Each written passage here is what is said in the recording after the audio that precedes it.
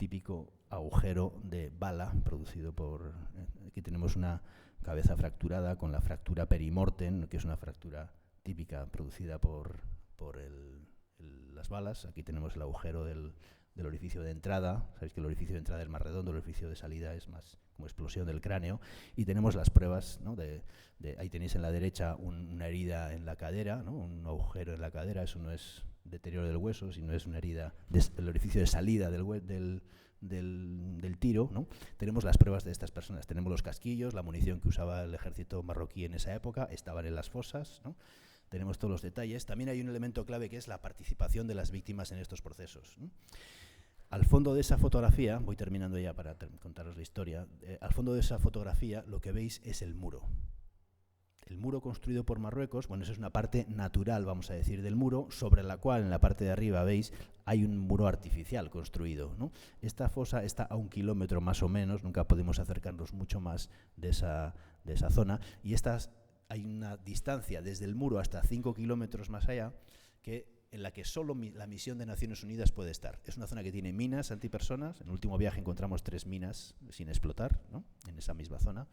Y solo puede entrar la MINURSO, la Misión de Naciones Unidas. Es una zona en la que hay fosas comunes sobre desaparecidos y es un crimen de lesa humanidad que esas fosas necesitan ser protegidas. Nosotros encontramos 2, hemos encontrado otras 2 ahora en un viaje último que estamos todavía investigando, pero es posible que hay más fosas en esa zona. Estamos buscando todavía a una mujer desaparecida con este grupo y esas zonas deben ser protegidas internacionalmente, como las fosas que están del otro lado del muro, las de la Emsayed que os he hablado antes y otras fosas que conocemos dónde están, o sabemos más o menos dónde están, deben ser protegidas porque el derecho a la verdad y el derecho al duelo deben prevalecer sobre los intereses políticos, en este caso de los estados, etcétera, ¿no? La participación de las víctimas en los procesos es muy importante para que todo esto no sea un elemento hecho por alguien que llega en paracaídas, sino que ayude a procesar el dolor, ¿no? Y el impacto que ha tenido el caso en los familiares con los que hemos estado, pues ha sido muy importante. Ahí veis, digamos, el rezo de los familiares para...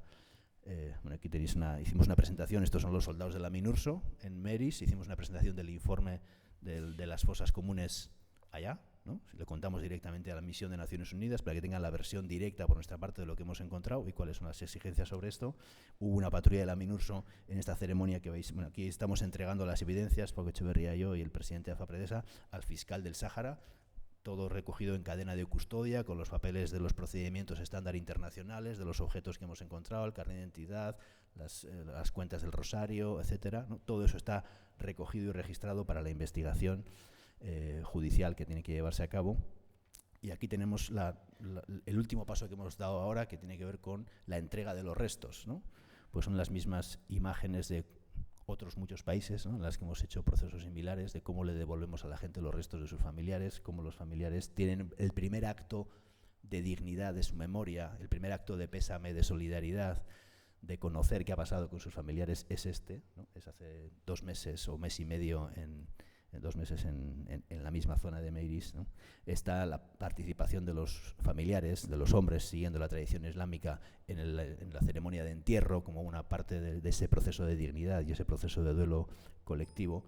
Y tenemos, digamos, el primer lugar de memoria, ¿no? Sabemos que la memoria, esta memoria colectiva, esta memoria de la represión, de la violencia, es muy importante para rescatar una identidad positiva de las víctimas, también es muy importante para el nunca más, ¿no? Para que se conozca qué es lo que ha pasado y que esto sea un aldabonazo a la conciencia colectiva sobre la situación de los desaparecidos. Este es el primer lugar de memoria de los saharauis, el primer lugar en el que se resignifica un espacio represivo donde ellos fueron ejecutados en un espacio de memoria. Ahí están los cuerpos, ahí es una zona en la que los familiares pueden acceder, otros beduinos pueden acceder para hacer sus ritos, y esta placa, con los nombres que veis ahí de los desaparecidos, está enfrente al muro.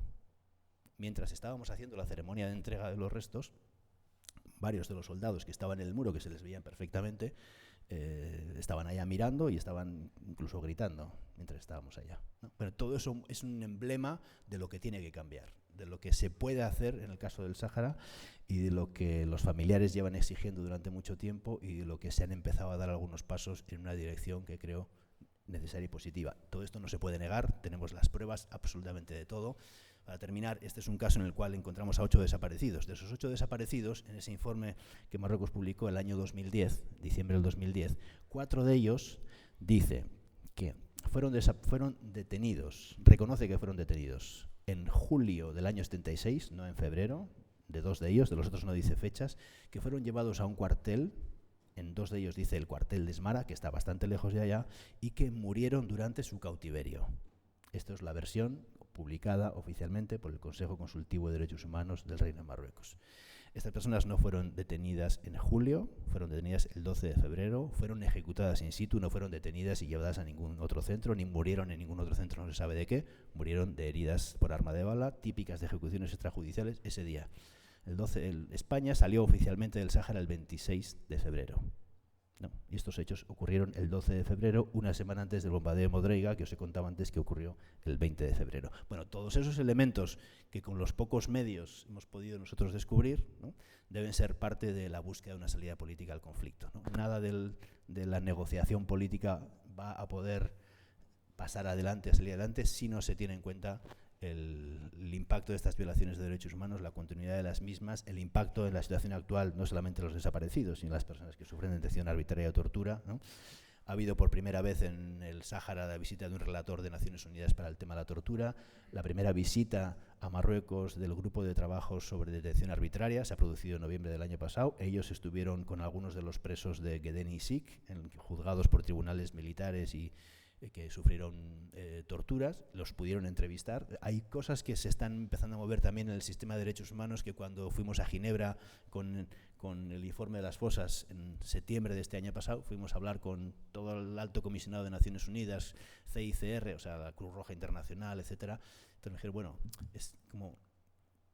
es la primera vez que tenemos algo concreto sobre el Sáhara, pero es algo que hay que seguir haciendo y que tenemos que seguir empujando, ¿no? Y también, digamos, las instituciones internacionales y el sistema de derechos humanos tiene que empujar en esta dirección, no esperando a que haya un consenso político entre Francia, España y Estados Unidos y un día la cosa se vea como la resolución por la geopolítica, porque esa resolución no va a venir si no hay un énfasis, para mí por lo menos, en el tema de derechos humanos, y creo que hay una gran tarea todavía por hacer y el trabajo que hemos hecho muestra que se puede hacer, ¿no? Se puede hacer con información, se puede hacer con la confianza de las víctimas, se puede hacer con la independencia necesaria para que se vayan dando pasos en el reconocimiento de esos derechos de las víctimas. Bueno, muchas gracias.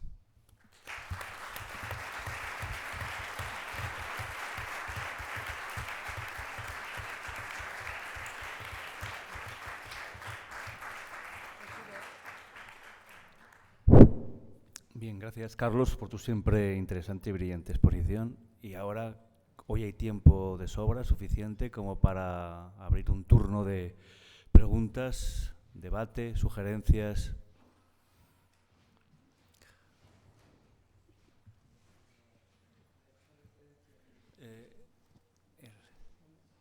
Espera, que te van a poner un micrófono para que todo el mundo te oiga. Él. Cuando usted hizo referencia a que durante el estudio de las fosas había militares gritando, quería saber si eran marroquíes o saharauis. En el muro. Eran militares marroquíes en el muro. ¿Gritando? Gritando. Ah, vale. No se le escuchaba que gritaban, pero gritaban. Era una curiosidad, sí. Sí.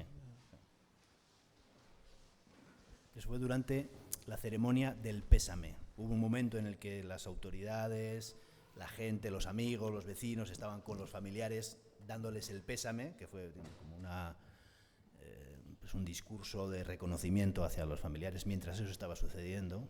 Sí. Lo tenemos grabado en vídeo, además.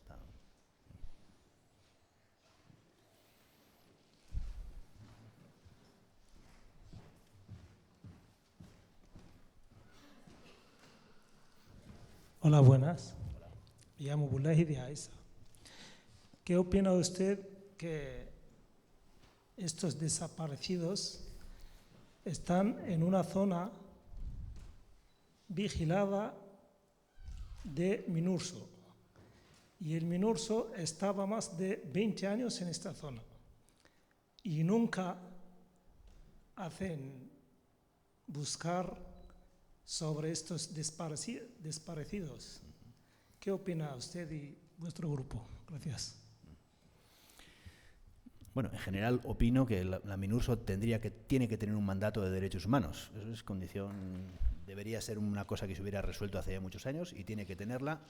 Lo que nosotros hemos puesto encima de la mesa con esta investigación es una prueba de que ellos tienen jurisdicción, vamos a decir, sobre un territorio en el cual hay fosas comunes. Entonces, eso ya no es una cosa de discutir sobre si los detenidos en el Ayun... No, es que ustedes tienen control territorial en una zona en la que hay fosas comunes y sobre eso tienen que tener una respuesta, ¿no? Fue un elemento positivo que una patrulla de la MINURSO estuvo durante la ceremonia de entrega de los restos.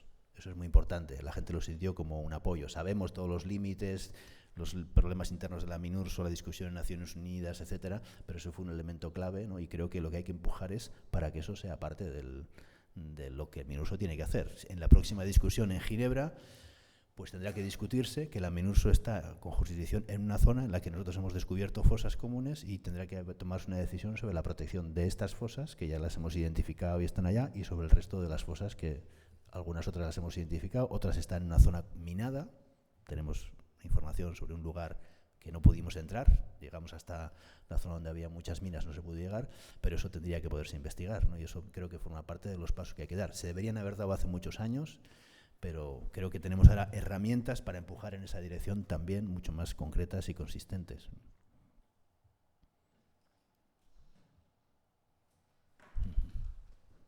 Animaros, sí, ¿no? Es que, bueno, el tema es duro y es difícil y bueno, tal vez la última presentación sobre el tema de las fosas es un tema emocionalmente muy duro también, pero creo que muestra una parte de lo que estamos hablando, los rostros, las historias, ¿no? Lo que le pasa a la gente, que me parece que es fundamental, ¿no?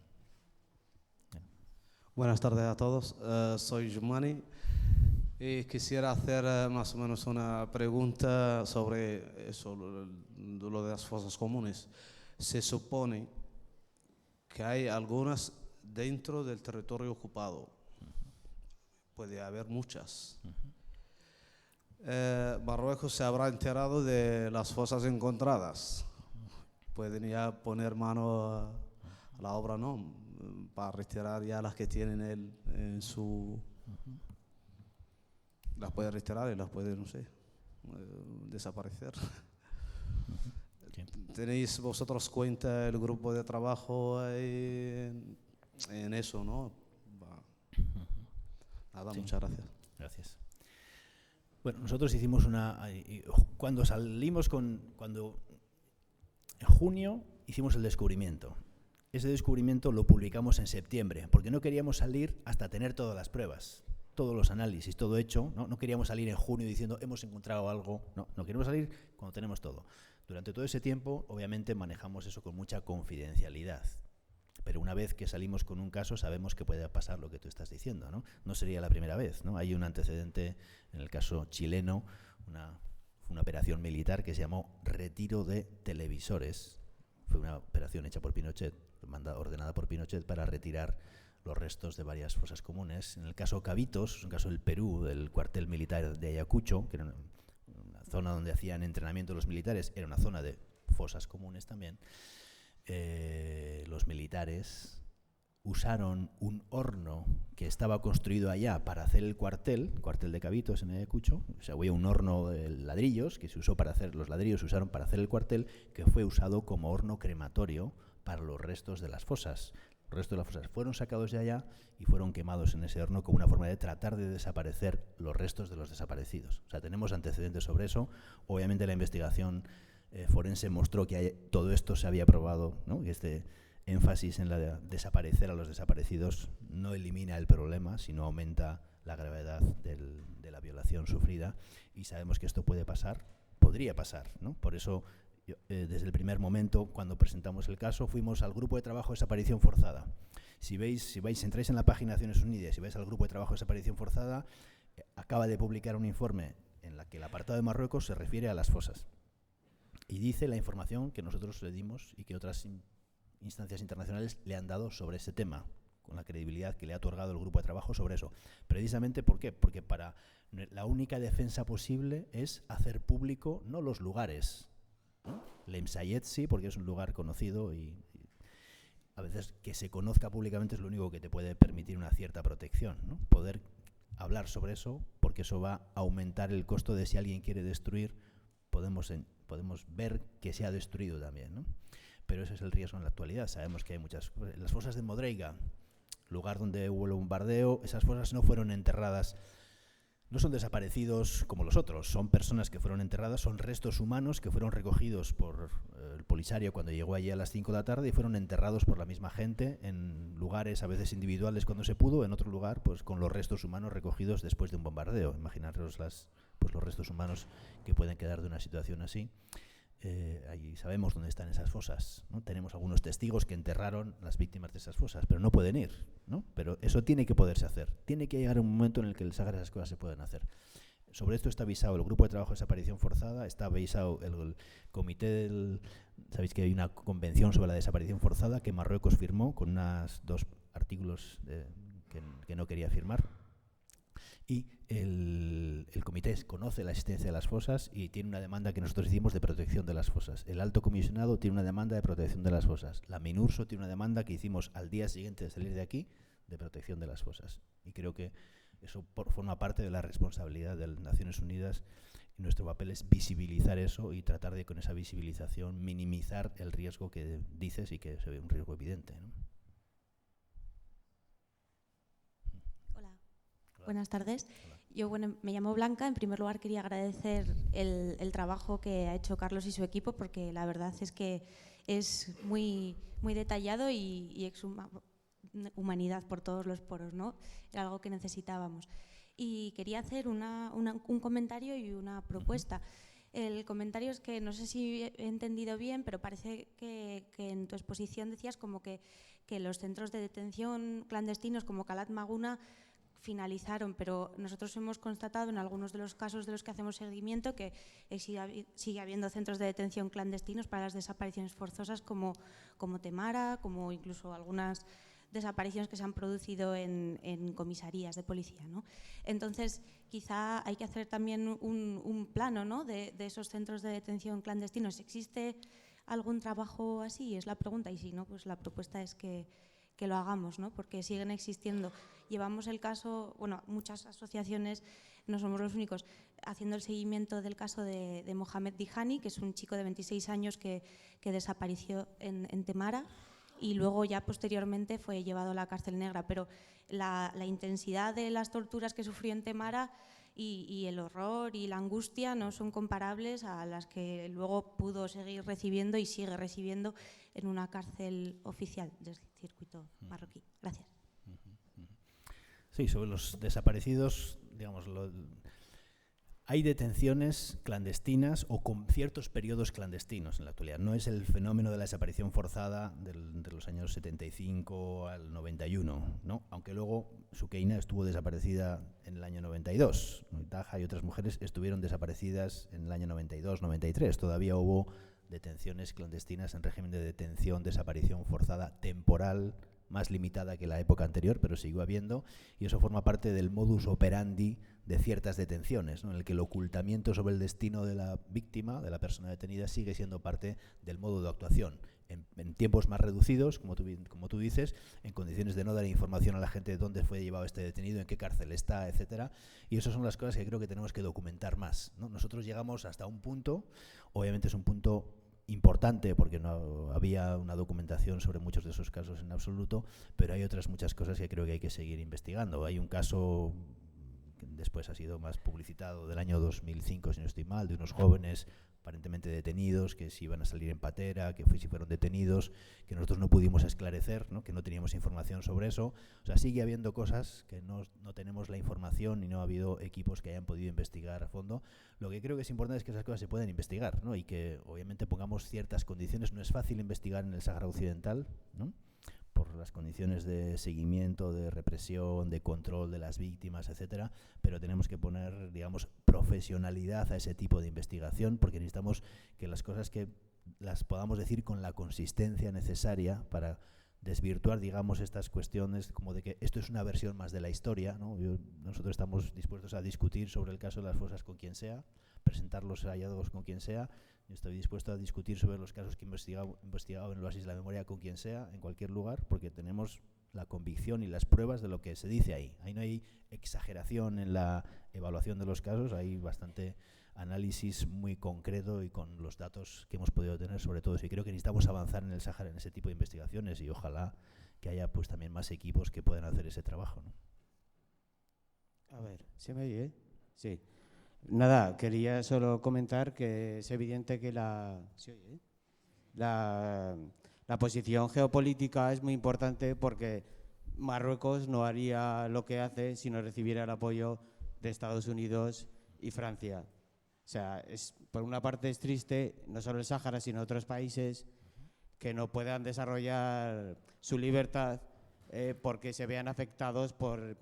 Antes eran los bloques, ahora son otro tipo de bloques, pero es evidente que si hay que denunciar a Marruecos, hay que denunciar a Francia y a Estados Unidos como principales protagonistas del apoyo a la represión del gobierno marroquí contra el pueblo saharaui. Sí, hay que poner, digamos, estos elementos en los países que toman las decisiones sobre eso, ¿no? Hemos tratado, hoy tuve una presentación de ese informe en el Senado francés para presentar los datos, para presentar el informe, ¿no?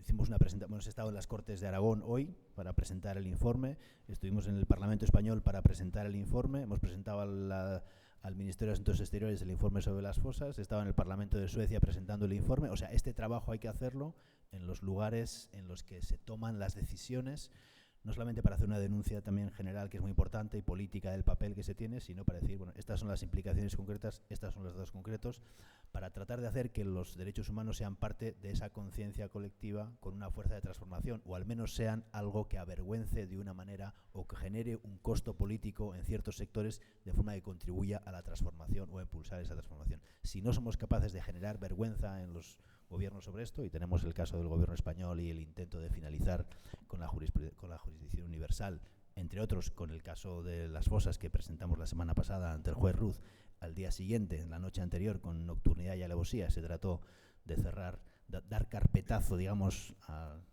la jurisdicción universal como con una decisión del Poder Ejecutivo sobre eso, y creo que eso es parte de las tareas que tenemos que empujar, ¿no? Y creo que tenemos herramientas.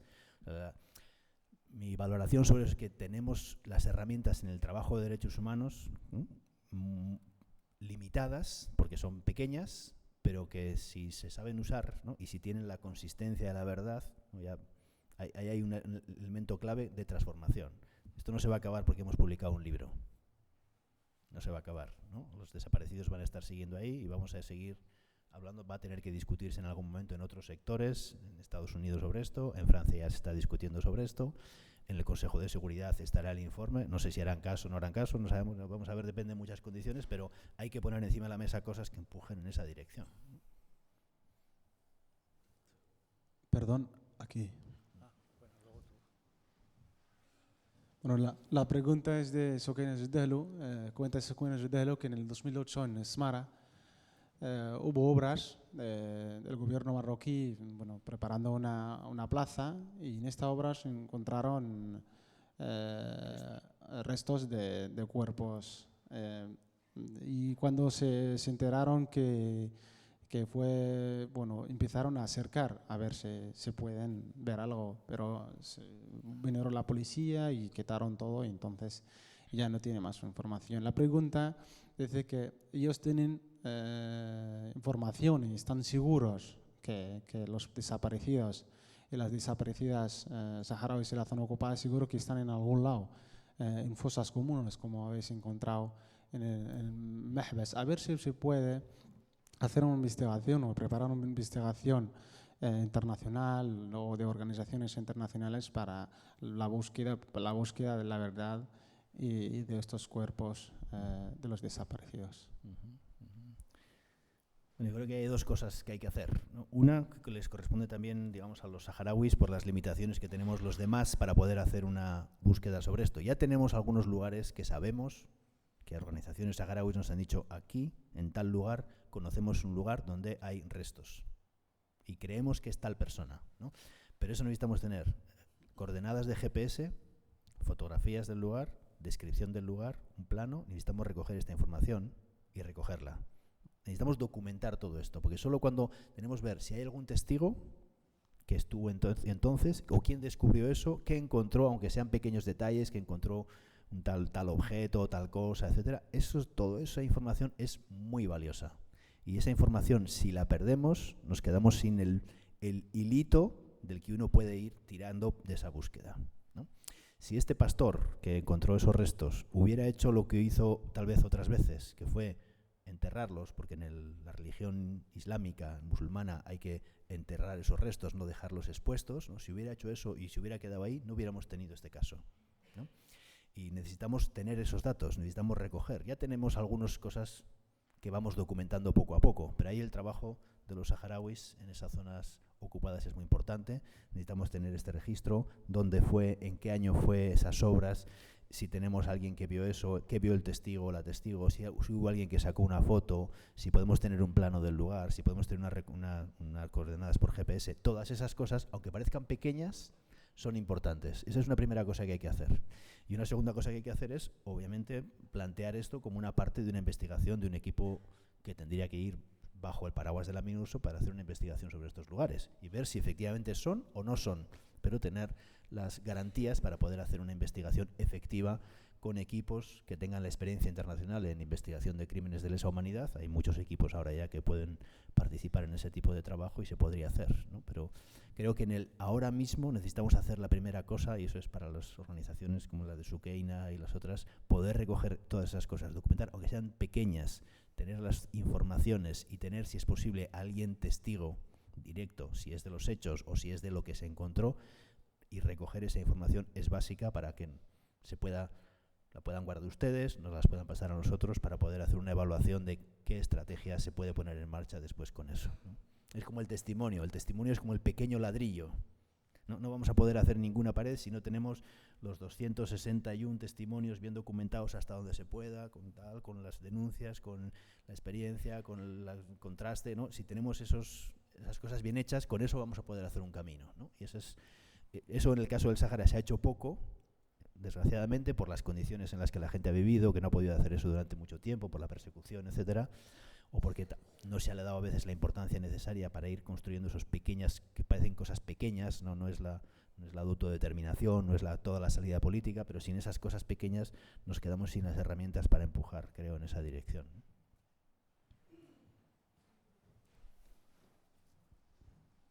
En primer lugar, enhorabuena, porque me parece que este es el trabajo más sobresaliente sobre el Sáhara Occidental que ha llegado a mis manos.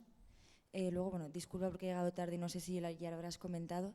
¿Existe alguna cifra oficial de desapariciones? ¿Qué mecanismos existen para verificar estas cifras? Y comparación de estas cifras con otras de otros conflictos similares. Eso por un lado. Y por otro lado, si finalmente se lleva a cabo la reforma de la justicia universal, ¿en qué va a afectar esto al Sáhara Occidental? Y si no, el proceso que está abierto ahora mismo en la audiencia, ¿qué frutos puede dar? Bien, sobre la primera cosa, bueno, en muchos países se habla de números de desaparecidos como estimaciones de desaparecidos, ¿no? Por ejemplo, en Guatemala se estima que hay 40.000 desaparecidos, pero no tenemos los nombres de 40.000 personas, ¿no? Tenemos los nombres de menos. Siempre hay una diferencia en esto, salvo en lugares en los que se ha hecho una investigación, incluso en el caso argentino. Bueno, tenemos 12.000 desaparecidos con nombre, pero probablemente hay más, ¿no? Y las organizaciones dicen que hay hasta 30.000 desaparecidos. En este caso tenemos cerca de 400 desaparecidos con nombre y apellido de 200 desaparecidos. De 207 de ellos apareció un listado publicado por el Consejo de Derechos Humanos en diciembre del 2010 con esa información fragmentaria que os he dicho. Fue detenido en tal sitio, se murió en tal lugar, ¿no? Se murió debido a las circunstancias, se murió en medio de enormes sufrimientos, pero no dice más, ¿no? De 207 de ellos, pero tenemos un listado de 400 desaparecidos. En términos porcentuales, con una cosa que antes hablabas, Palacios, sobre la población saharaui, yo hice la comparación de lo que significaba 400 desaparecidos en 400.000 personas en la actualidad, no sé, entre los dos lugares, ¿no? Más o menos. Es una tasa que sobrepasa la tasa argentina y la tasa chilena de desaparición, de número de desaparecidos por población, si uno compara el número de desaparecidos con la población. Entonces, eso muestra el nivel de impacto, ¿no?, de la desaparición forzada en ese pueblo, ¿no? Y otra cosa sobre la jurisdicción universal. Bueno, por esas cosas de la vida, el día que fuimos a declarar a la Audiencia Nacional la semana pasada era el día siguiente a que en la noche anterior se había discutido en el Congreso la propuesta del Gobierno, o discutido o impuesto la propuesta del Gobierno sobre acabar con la jurisdicción universal debido a los intereses económicos del Gobierno y la nula cultura de derechos humanos de ciertos sectores del Gobierno, y el intento y la pretensión de que se puede borrar la historia y se puede borrar la conciencia de los derechos humanos de un plumazo solamente porque un grupo político o un gobierno decide que con esto se acabó. Y creo que no tenemos que dar eso por hecho, ¿no? Obviamente esa reforma se va a aprobar con los votos del Partido Popular, supongo, ¿no? Definitivamente. Pero hay mecanismos de varios tipos, ¿no? Un mecanismo es el recurso de inconstitucionalidad que probablemente van a presentar ciertos grupos políticos y probablemente van a presentar ciertos jueces y fiscales, todavía no lo sabemos, ¿no? Pero eso conllevaría a que los casos se tuvieran que cerrar, pero se pudieran reabrir, ¿no? En función de que ese tipo de recursos paralizaría la implementación de la ley, por lo menos hasta que haya una respuesta del Tribunal Constitucional, y tenemos muchas herramientas que deberían jugar en esa fase para tratar de bloquear esos intentos de acabar con la esperanza de las víctimas y con el sentido de justicia también pequeño pero importante logrado con esa jurisdicción universal. Creo que comparativamente con el conjunto de los casos, el caso del Sáhara, yo no soy abogado, aunque yo trabajo mucho con abogados hace muchos años, pero en el caso del Sáhara no estamos hablando además de un país extranjero, ¿no? O sea, los hechos ocurrieron el 12 de febrero del año 76 y sobre esa fecha tengo mucha convicción, no es una fecha porque sí. A propósito, fue el 12 de febrero cuando fuimos a declarar, 38 años exactos después, declaramos ante el juez Ruz, el mismo día, 12 de febrero, ¿no? Y tenemos muchos testimonios que corroboran esa fecha. España salió de ahí el 26 de febrero y eso significa que estamos en un territorio uniendo con el tema de descolonización sin descolonizar todavía, ¿no? Y que la jurisdicción española sobre los casos no puede borrarse de un plumazo porque además de ser ciudadanos españoles con el carnet de identidad que os enseñaba antes, también están en un territorio en el cual todavía España está presente, ¿no? Y bueno, eso es parte creo como de la pelea que hay que seguir haciendo en este caso, ¿no? Y que obviamente hay que hacer presión política para que eso no se vaya a caer, ¿no? Y para que no se vaya a caer, y eso tiene que ver con el trabajo de las organizaciones, con el trabajo de las personas que trabajan en el campo de derechos humanos, con la gente que puede escribir una carta en su pueblo o en el periódico para quejarse de que eso se puede hacer, ¿no? O sea, hay que convertir esto no en cosa de los especialistas o quien se dedican a estos temas, sino como parte de esa conciencia, porque esa jurisdicción universal es la cristalización de la memoria, de la lucha por la memoria de muchos países y de muchas víctimas. Nada tendríamos sobre jurisdicción universal si las madres de Plaza de Mayo, las abuelas, no se hubieran dado la pelea con Adolfo Pérez Esquivel para traer el caso a la Audiencia Nacional, si las agrupaciones de Chile no se hubieran dado la pelea para traer el caso a la Audiencia Nacional, para ordenar la detención de Pinochet. Eso no se hace porque un juez en un momento tome una decisión que es importante o valiente, sino se hace, y eso es parte de la cristalización de todo eso, como la Convención contra la desaparición forzada no es una cosa que un día los países se pusieron de acuerdo en que hay que hacer una convención sobre el tema de la desaparición forzada, sino es el resultado de los años de presión de las organizaciones para ello, ¿no? Y creo que en esto no podemos pensar que eso se puede acabar de un plumazo, porque eso no va a pasar así y no podemos dejar que pase así. Hola. Hola. Buenas tardes Hola. a todos. Sí, quería... Felicidades por los logros en un terreno tan duro. Habías comentado que es muy fácil la solución, la has comentado 2 veces, pero ¿por dónde sabes que se puede empezar? ¿De quién depende?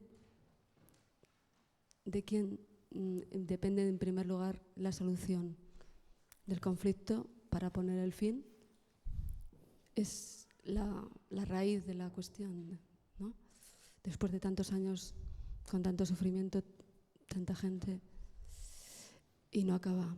Entonces, eso decías que es más fácil que otros países latinos. Entonces, no entiendo, no lo entiendo.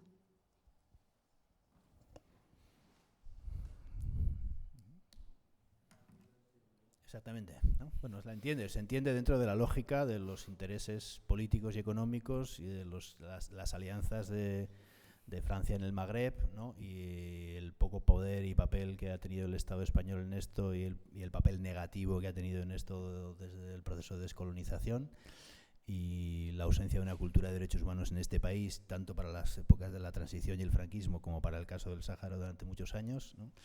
Y mi preocupación más ahora no es, bueno, es una parte de la perplejidad, pero una perplejidad que nos lleve a la acción, ¿no? Dice, bueno, es que no es posible, ¿no? Pero no es posible que nos convoque a la acción. Bueno, ¿qué hay que hacer, ¿no? ¿Qué es lo que podemos hacer para poner las cosas en otro sitio? Por eso he hecho énfasis en el tema de derechos humanos, porque si no ponemos el tema de derechos humanos en el punto, ¿no?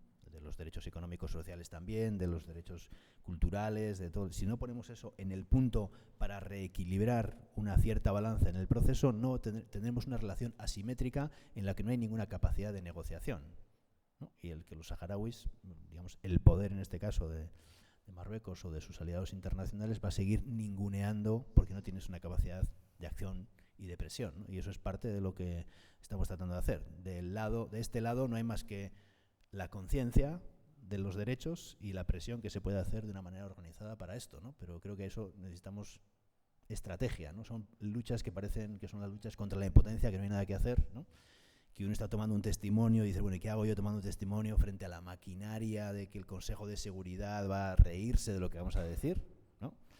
Pero a veces es la única cosa digna que podemos hacer en muchos conflictos, ¿no? Y obviamente eso no es para ser ingenuo y va a decir, bueno, que va a poder hacer esto y esto va a transformar todo. No, no soy nada ingenuo. Tenemos que tener estrategia. ¿Cuál es la acción? Por eso digo, bueno, ¿qué pasa ahora en abril? El mandato de Naciones Unidas. ¿Cuál es la posición del gobierno español? Estuvimos con el gobierno español en septiembre de este año pasado. Estuvimos con el Ministerio de Asuntos Exteriores. Tuvimos una reunión con la encargada del Magreb y la encargada de Derechos Humanos del Ministerio de Asuntos Exteriores. Les presentamos el informe de las fosas, los datos, les llevamos los números de carnet de identidad, las fotografías de los carnés, todos los detalles. Estuvimos para discutir todas las cosas que quisieran discutir sobre lo que habíamos encontrado. Nos felicitaron por el trabajo. El gobierno español hace un mes, 2 meses y medio más o menos, en una pregunta que hizo, creo, UPyD y Mayur y no sé quién más había hecho preguntas al gobierno sobre el caso de las fosas, el gobierno español en esa respuesta en el Parlamento dijo que no tenía una confirmación, que no sabía quiénes eran los desaparecidos. No tenía una confirmación de la identidad de los desaparecidos. Nosotros le llevamos el carnet, le llevamos las pruebas genéticas. Y 2 meses después el gobierno español en el Congreso dice que no sabe qué pasa con esto, ¿no? Yo no soy ingenuo, ¿no?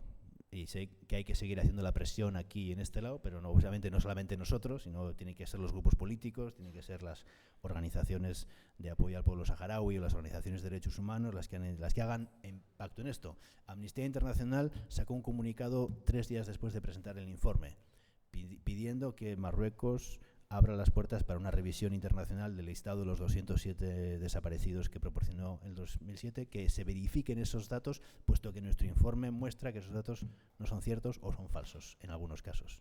Lo pidió Amnistía Internacional, es una organización que tiene una potencia y a la que se le va a escuchar tal vez más que a nosotros, obviamente, con eso, pero eso es parte de las cosas que tienen que seguirse moviendo en esa dirección, ¿no? Y ojalá con una estrategia que ayude a saber dónde tenemos que poner el granito, ¿no? ¿Cuál es el siguiente paso que hay que dar?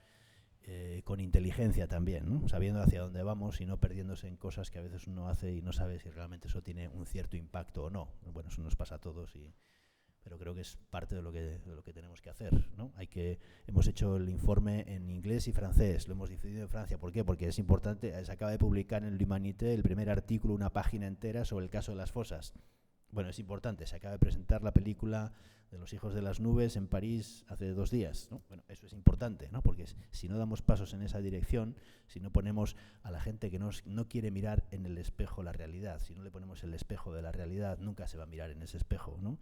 Y ese espejo le tiene que devolver una imagen de algo que no quiere ver, ¿no? Y se puede mirar para otro lado muy fácilmente, o atribuir a esto una intencionalidad política, o decir que es propaganda, pero no se puede decir que es propaganda cuando no va así. Y si uno tiene una estrategia para tratar de confrontar a quien tiene el poder de decisión sobre esto. Nos hemos encontrado con mucho cinismo también. Un ejemplo, yendo a hablar con, no sé si me voy a demasiadas historias, pero fuimos a hablar con la Unión Europea. estuvimos en el Parlamento Europeo, tuvimos una reunión con el Intergrupo Europeo y pedimos una reunión con el encargado de derechos humanos de la política exterior de la Unión Europea, de Ashton, ¿no? La señora Ashton. Pedimos una reunión con su equipo, tuvimos una reunión con su equipo. Bueno, os voy a contar 2 detalles.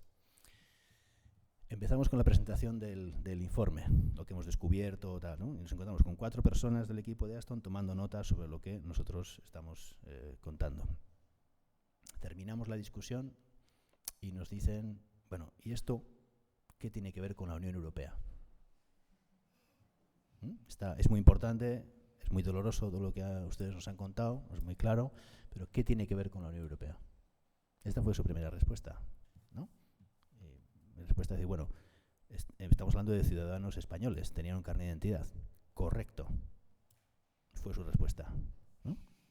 Y fue toda la entrevista así, ¿no? Yo sé que hay gente que no va a querer confrontarse con eso, no soy ingenuo sobre eso, pero vamos a ir con las pruebas y vamos a dar un siguiente paso, y de que seamos capaces de mantener esto en el campo y en el trabajo de derechos humanos y hacerlo con la consistencia, con la paciencia también, ¿no? Y con la no desesperación, pero también con la fortaleza de lo que tenemos entre las manos y la verdad que tenemos entre las manos, hay cosas que vamos a tratar de mover, ¿no? Y por lo menos, mientras no se nos ocurra algo mejor que hacer, ¿no? Pues vamos a seguir haciéndolo, y creo que eso tiene una cierta capacidad de mover las cosas y necesitamos construir estas herramientas, ¿no? Pero bueno, eso es parte de lo que hay que hacer. Para mí, en el caso del Sáhara, hay que ir a hacer cosas que tal vez que no se han hecho, ¿no? O hay que ir a lugares donde se toman decisiones y hay que ir con las cosas encima de la mesa. Nosotros no sabíamos si nos iban a atender siquiera. No, bueno, vamos con un informe, nos van a atender. Tuvimos que hacer la manera para que nos atiendan, para que nos escuchen. Igual no van a hacer nada, pero nos van a tener que escuchar, pero vamos a tener que dar los argumentos, pero después vamos a dejar un escrito para que en el escrito conste que nosotros hemos venido aquí con el sello y que hemos dado estos argumentos, ¿no? Eso va a mover cosas. El Grupo de Trabajo de Desaparición Forzada acaba de publicar sus 2 páginas en su informe sobre las fosas. Eso es una cosa pequeña, si quieres. ¿Qué significa que el Grupo de Trabajo de Desaparición Forzada haga un informe en el cual, cuando habla de Marruecos, cuente todas estas cosas, ¿no? Que en el Sáhara Occidental ocupa Marruecos, ahí tal. ¿Es importante? Sí, es muy importante. Pero es más importante si las organizaciones de derechos humanos y las organizaciones que trabajan con el Sáhara cogen esas 2 hojitas, ¿no? Y hacen un trabajo con esas 2 hojitas. Porque ahí hay lo que el Grupo de Trabajo de Desaparición Forzada da por reconocido de información que considera fiable. Pero eso hay que moverlo, hay que ponerlo a jugar en diferentes escenarios, ¿no? Y eso es parte como de esa estrategia para mover las cosas en otra dirección. Obviamente son pequeñas fuerzas y pequeñas cosas, pero creo que tienen mucha importancia. Perdón. Buenas tardes. Mira, lo primero, darte la enhorabuena, daros por el trabajo hecho. Entiendo que es un trabajo criminológicamente hecho de una manera concienzuda, en lo que podríamos denominar desde el punto de vista procesal, realizando una prueba preconstituida que pudiera acceder, digamos, a un juicio oral luego y que no pudiera ser, digamos, bueno, todo puede ser atacado y defendido, pero que pudiera tener una consistencia en sí misma. Desde luego, dar la enhorabuena porque creo que es un paso adelante, un golpe nuevo de tuerca, porque como decía el presidente del observatorio, pues ya el estar repitiendo únicamente pues que hay unas resoluciones de la ONU y tal, pues esto ya se queda un poco cojo. Y bueno, luego efectivamente, como dices, constatar que nuestro gobierno no está por todo lo que sea abrir fosas, ni en el Sáhara ni en España. Y en definitiva también lo que te quería preguntar concretamente, cuando nos has enseñado las fotos, ha habido una en la que nos has comentado que entregabais, después de hacer todas estas pruebas, entregabais al fiscal las pruebas físicas. Entonces te quería preguntar sobre eso y sobre si en ese momento se levantó un acta de entrega, porque sería muy importante hacer el seguimiento a ese acta de entrega y estar tocando las narices con qué se ha hecho con ese acta de entrega. Eso es lo que quería decir. Sí. Muchas gracias.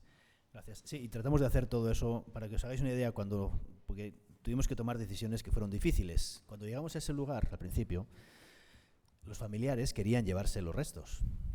Normal, ¿no? Normal. Porque dice, bueno, aquí está el muro, nos han visto que estamos aquí, aunque estamos vestidos de beduinos, ¿no? Estamos 2-3 días aquí haciendo cosas, se van a llevar los restos. Y nuestra decisión fue, vamos a dejar los restos aquí. ¿Por qué? Porque no queremos que nos llevemos los restos y nos van a decir que hemos destruido las pruebas. Entonces lo tenemos todo filmado, todo fotografiado, para que nadie nos diga que hemos ido allí, hemos metido unos huesos y le hemos puesto un carnet. No, está todo filmado, fotografiado, tratado y dejado, in situ. Quitamos aquello, cogimos los objetos, las únicas cosas, los objetos, el peine, lo que habéis visto, las fotos que habéis visto, las sacamos, las metimos cada uno en su bolsa, en qué cuerpo estaban, descripción, como un documento de cadena de custodia que se hace aquí o en cualquier sitio sobre cadena de custodia de pruebas judiciales sobre esto, ¿no? Hicimos el documento, firmado por Paco Echeverría, el director de Medicina Forense de la Universidad del País Vasco, con los sellos, con todo, ¿no? Con cada uno, con su bolsa, con todo el material que encontramos en las fosas. Eso lo guardamos. Pero dejamos los restos allí. Nos llevamos solamente pequeños pedazos de hueso o diente, obviamente con los datos para saber de quién era cada resto, para hacer la identificación. Los análisis genéticos se hicieron en el laboratorio del País Vasco, pero dejamos los restos allí. Volvimos en noviembre. Ahora sí, de forma oficial, avisando a MINURSO, avisando al Comité Internacional de la Cruz Roja, avisando a las autoridades saharauis, porque tampoco sabía que estábamos allí. Nosotros fuimos de la mano de AFAPREDESA, de la Asociación de Familiares, que nos dijo, vayan a ver si aquello es algo o no, ¿no? Entonces fuimos de una manera oficial, con presencia de la MINURSO, para decir, bueno, aquí es donde estamos, aquí están los restos, vamos a quitar todo otra vez esto, y ahora sí los vamos a enterrar dignamente. Se los vamos a devolver a los familiares, los vamos a poner con el lienzo blanco, como han visto, según la tradición islámica, con la participación de los hombres en la ceremonia, con las zanjas mirando hacia el este, a la Meca, etcétera, como se hace en la tradición islámica, como parte del proceso. Y lo vamos a hacer, lo vamos a grabar y lo tenemos todo ahí.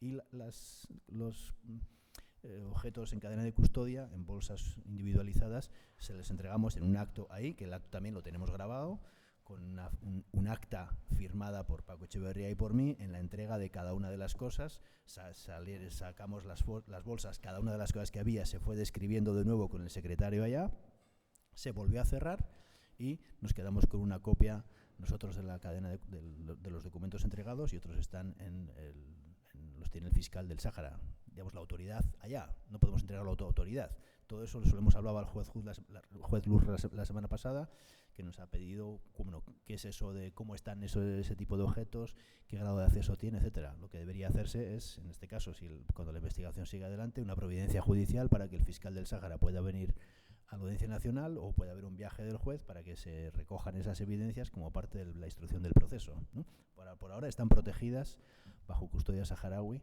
para que no, pero tenemos todo registrado, todo grabado en vídeo, todas copias de cada una de las cosas, descripción de cada uno de los objetos, para que nada de eso se vaya a perder ni se vaya a alterar.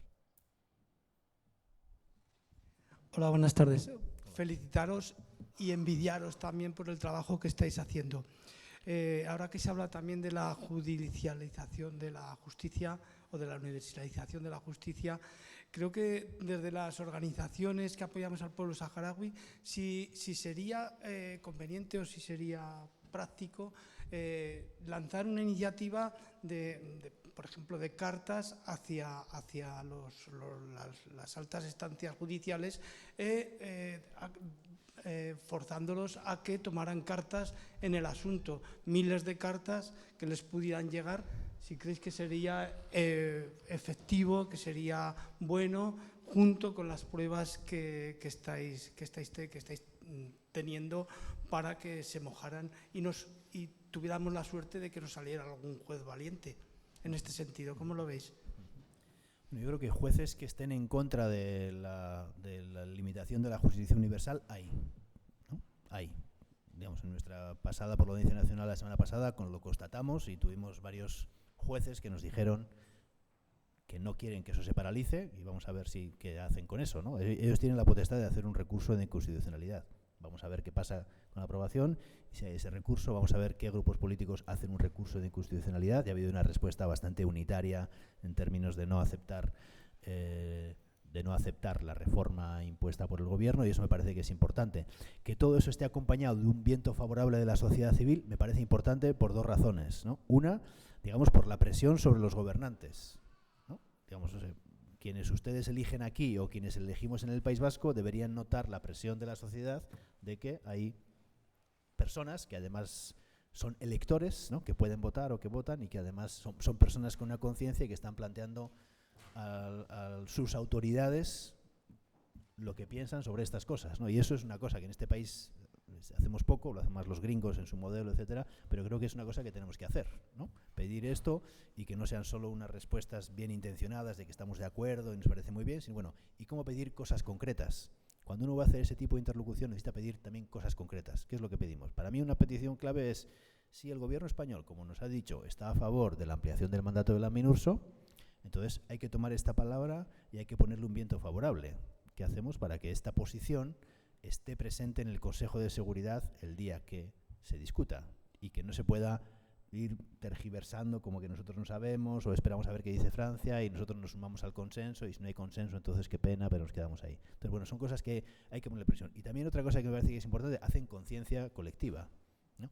Que esto no es una cosa de los saharauis o de los chinos o de los del Tíbet o de los indígenas guatemaltecos, sino que forma parte de una conciencia de la humanidad, ¿no? Y que si nos quedamos sin las herramientas que la humanidad ha ido creando a base de mucho sufrimiento en la construcción de esa lucha de los derechos humanos, esto es una cosa que nos afecta a todos y a todas y al sentido de humanidad de todos y todas. Los crímenes de lesa humanidad no son solo crímenes de lesa humanidad por la gravedad de los hechos, ¿no? Las ejecuciones de 2 niños en esa 6 beduinos, ¿no? Que estaban pastoreando sus camellos en ese lugar, ¿no? Sino también porque ofenden la conciencia de la humanidad, ¿no? Es una ofensa colectiva y tenemos que mostrar que son parte de esa ofensa colectiva, ¿no? Y hablar de estos temas me parece que es importante y no dejarlo en manos de los políticos o solamente en manos de Amnistía Internacional, que es muy importante para otras organizaciones o lo que nosotros podemos hacer. Me parece que también se pueden crear estrategias en ese sentido de generar más conciencia sobre esto y poner cosas concretas que se pueden hacer, ¿no? Porque no es cosa de solamente hacer un llamado a que esto no se puede hacer. Poner 2 o 3 cosas encima de la mesa me parece que es importante también.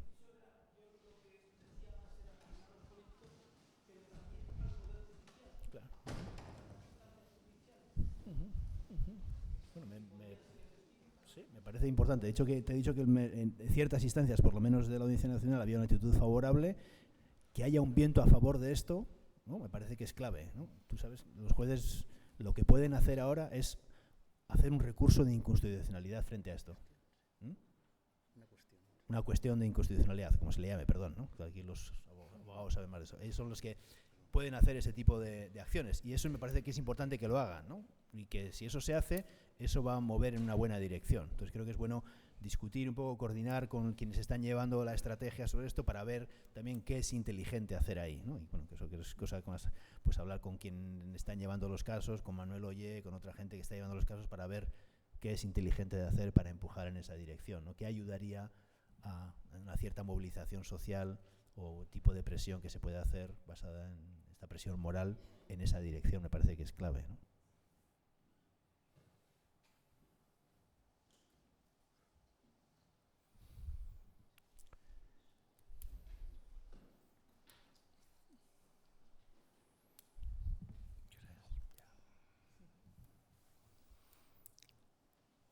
¿Alguna cuestión más? A descansar un poco.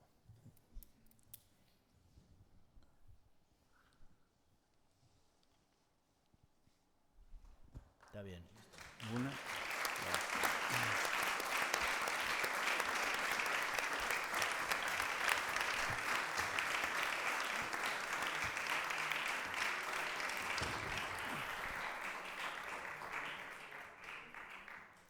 Bien, bueno, pues aunque sea después del aplauso, dar las gracias al interviniente, decir por mi parte que eso de que lo que hace no transforma, yo pienso que sí que transforma mucho, es una cuestión de goteo progresivo.